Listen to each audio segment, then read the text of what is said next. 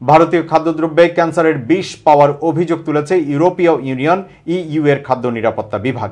তাদের অভিযোগ 2020 সালের সেপ্টেম্বর মাস থেকে 2024 সালের এপ্রিল পর্যন্ত ভারত থেকে রফতানি করা অন্তত 527টি খাদ্যপণ্যে বিষ পেয়েছে তারা জানায় এর মধ্যে বেশিরভাগই বাদাম, তিল, ভেষজ পদার্থ, মশলা, ডায়েট ফুড জাতীয় খাদ্যবস্তু।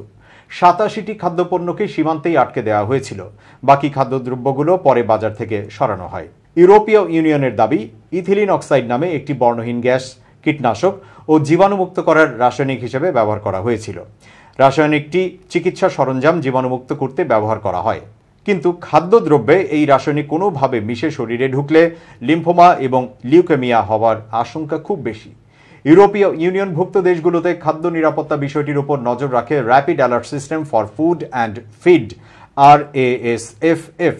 তারা জানায় 525টি খাদ্যদ্রব্যে রাসায়নিকটি পাওয়া গেছে। এর মধ্যে 332টি দ্রব্য সরাসরি ভারত থেকে যায়।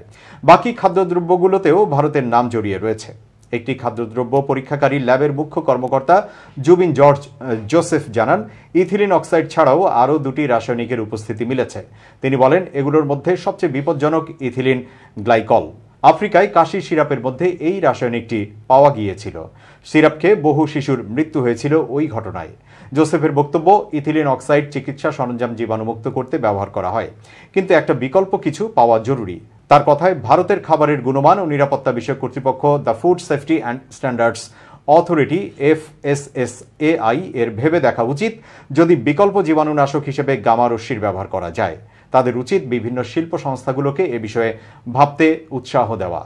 এই পরিস্থিতিতে ভারতের এক সমাজকর্মী উদ্বেগ প্রকাশ করে বলেন, যেসব খাদ্যদ্রব্য বিদেশে রফতানি করা হয় সেগুলো সবচেয়ে উৎকৃষ্ট মানের। সেগুলোর যদি এই অবস্থা হয় তাহলে স্থানীয় বাজারে যা বিক্রি হয় তার কি অবস্থা কে জানে। সেগুলো পরীক্ষা করা দরকার।